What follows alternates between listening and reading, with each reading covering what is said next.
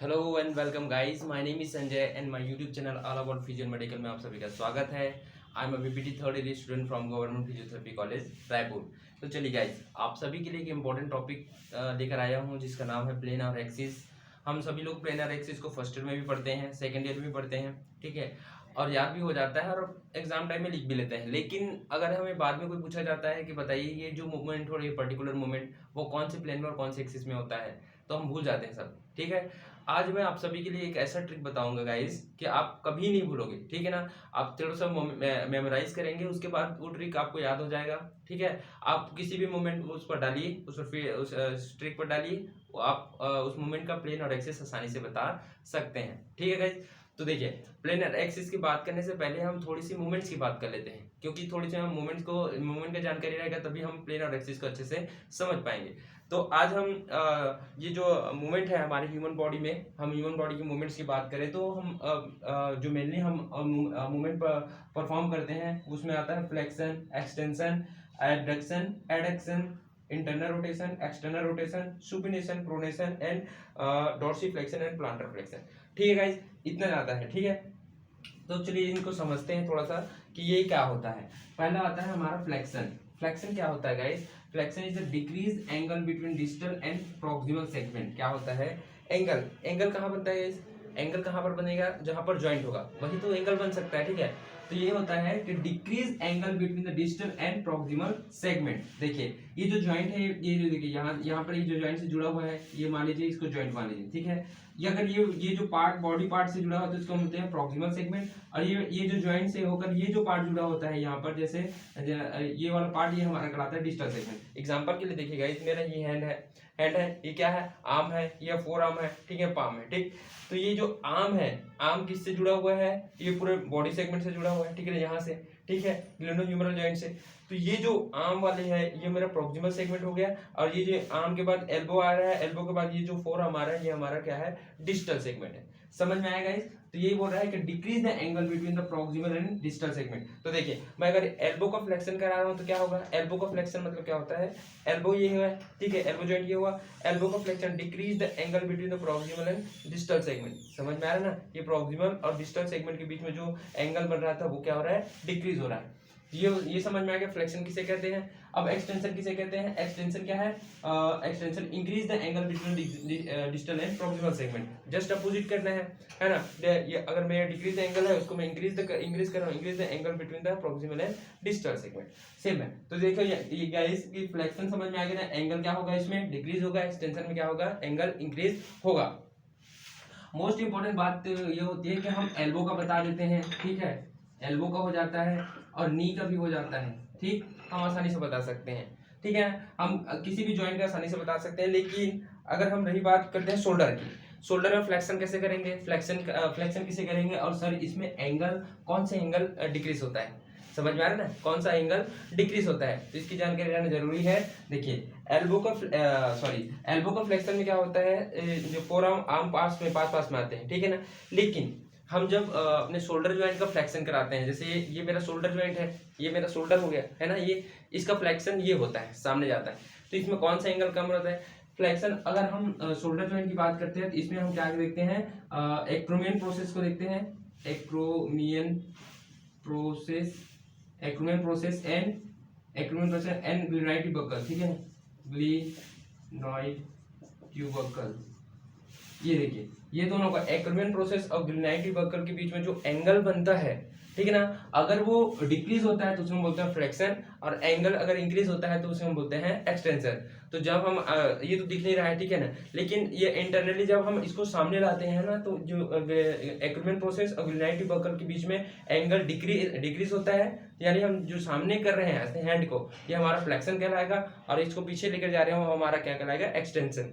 समझ में आएगा इस? तो याद रखना, ये जो हम सामने करते हैं बॉडी को, हैंड को सामने, वो हमारा फ्लेक्शन है, पीछे की तरफ लेके जाते हैं वो हमारा एक्सटेंशन है। पीछे की तरफ पूरा ऐसे पीछे की तरफ, क्योंकि एंगल बढ़ेगा, सामने कर रहे तो एंगल कम हो रहा है, ठीक है। फ्लेक्शन एक्सटेंशन समझ में आ गया। अब चलते हैं एबडक्शन, ABDUCT, एबडक्शन। एबडक्शन क्या होता है? Motion of limb away from the middle of the body, mid line of the body. देखिए हमने अपने बायोलॉजी में हर बॉडी को एक बॉडी पार्ट में सेंटर से एक लाइन गुजरती है जिसे हमने एक इमेजिनरी लाइन है, ठीक है, एक इमेजिनरी लाइन है जिसे हम कहते हैं मिड लाइन, ठीक है। वो मिड लाइन बॉडी को दो भाग में, दो बराबर पार्ट में उसको डिवाइड करता है, ठीक है गाइस। अब देखिए motion of limb away from the mid line of the body, अगर लिम्ब, मेरा जो लिम्ब है, पैर है, कुछ भी चीज का अगर मेरा मोशन हो रहा है वो away from the mid line of the body, ठीक है ना, ये मिड लाइन है, अगर इससे अवे, अवे मतलब दूर जाएगा, दूर कैसे जाएगा, या तो ऐसे करूंगा तभी जाएगा, या तो ऐसे करूंगा तभी है, तो ये वाला प्रोसेस पास आ रहा है ना, ये मिड लाइन है तो इसे वाला प्रोसेस पास आ रहा है, ये वाला प्रोसेस दूर जा रहा है, तो ये क्या हो रहा है, एबडक्शन में क्या होता है, motion of the limb away from the mid line of the body.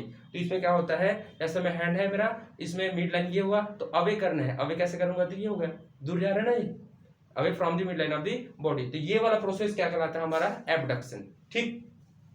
ये समझ में है। एडक्शन क्या होता है गाइस, एडक्शन क्या होता है, ऐड करना, जोड़ना, है ना, जो दूर है अवे फ्रॉम द बॉडी है उसको towards the body, towards the mid line लाना है, ये हमारा कहता है एडक्शन, ठीक है ना, motion of the limb towards the middle line of the body, समझ में आएगा गाइस। अब बात करते हैं इंटरनल रोटेशन की।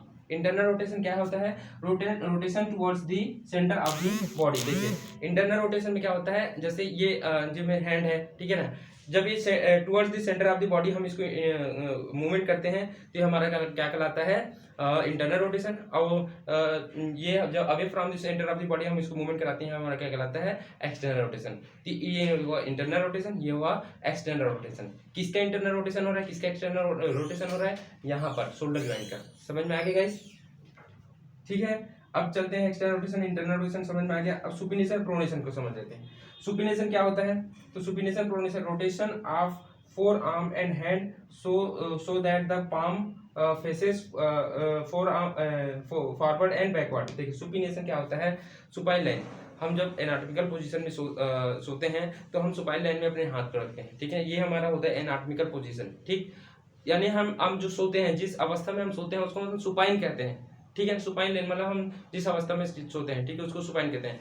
प्रोन मतलब होता है उल्टा सोना, ऐसे, प्रोन मतलब होता है ऐसे, सामने हाथ ये होना चाहिए, ठीक, ऐसे होना चाहिए और सोना है हमको, प्रोन लाइन ये हुआ, सुपाइन ये होता है, एनाटॉमिकल पोजीशन है हमारा सुपाइन पोजीशन है, ठीक है गाइस। तो समझ में आ रहा है, इतना सुपाइन पोजीशन में क्या होगा, सुपिनेशन और प्रोनेशन। सुपिनेशन में क्या होगा, जो हैंड होता है वो तो फॉरवर्ड होता है, फॉरवर्ड सामने होगा, ऐसे होगा सामने, ठीक, समझ में आ रहा है ना, ये फॉरवर्ड होगा, ये ऐसे सामने करेंगे, ये हमारा सुपिनेशन हो जाएगा।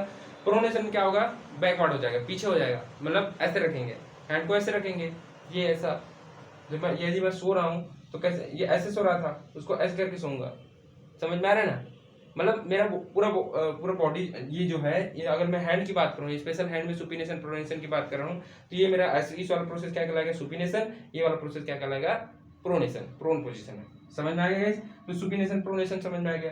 अब आते हैं डॉर्सिफ्लेक्शन और planter flexion, very very important, इसमें लोग बहुत कंफ्यूज होते हैं कि डॉर्सिफ्लेक्शन क्या होता है, प्लांटर फ्लेक्शन क्या होता है और किस में होता है। देखिए गाइस, हमारे पैर में पैर के जो जॉइंट है, समझ में, लेग में जो जॉइंट है, ठीक है, वो कौन सा जॉइंट है ना, एंकल जॉइंट, ठीक है। एंकल जॉइंट में हम फ्लेक्शन एक्सटेंशन नहीं फ्लेक्शन एक्सटेंशन नहीं होता, उसमें होता है डॉर्सिफ्लेक्शन और प्लांटर फ्लेक्शन, ठीक है। डॉर्सिफ्लेक्शन किसे कहते हैं, प्लांटर फ्लेक्शन किसे कहते हैं, इसका एक ट्रिक है गाइस। प्लांटर मींस होता है पैर, प्लांटर मींस होता है पैर को नीचे की तरफ पुश करना है, पी से पुश और पी से पैर को नीचे की तरफ पुश करो, तो ये हमारा हो गया प्लांटर फ्लेक्शन, ठीक है ना।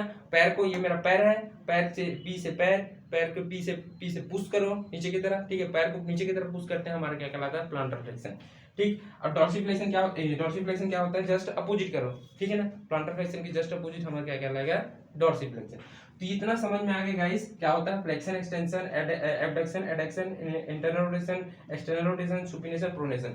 इसके बाद भी हमारे पास बहुत सारे मूवमेंट्स होते हैं बॉडी में, ठीक है ना, लेकिन ये मेजर हम इतने बॉडी को इतना हम जानेंगे, ठीक है ना, और इतना सफिशिएंट है। और बहुत सारी चीजें हैं जो हमें जानना चाहिए, जैसे रोटेशन भी होता है, ठीक है ना, तो वो सब चीजें जो है ये एकदम नेसेसरी है, ठीक है ना, ये आना ही चाहिए, ठीक है गाइस। तो चलिए अब हम अपने नेक्स्ट टॉपिक पर आते हैं, जिसका नाम है प्लेन और एक्सिस, ठीक है। तो